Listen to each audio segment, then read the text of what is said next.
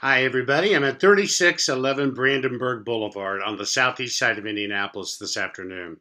Folks, if you have time, stop by and take a look at this home. It's absolutely beautiful.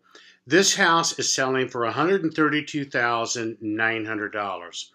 Now, what that means is with you times when you get the payment on this with the property taxes, homeowners insurance, everything, you're right at about $980 a month, everything.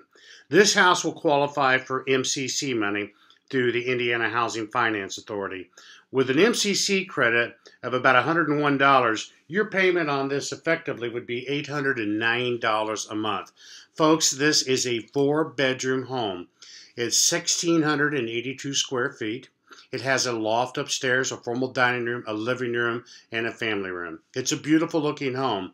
At the bottom of this YouTube, follow down the links and you'll click on that and be able to see the floor plan of this house. The next one that you see will be driving directions so you can pop up a map. And then the last one will be if you would like to schedule a private showing, I'd be more than happy to set an appointment to show you this house, folks. It's a great looking home. Look forward to seeing you. Bye-bye now.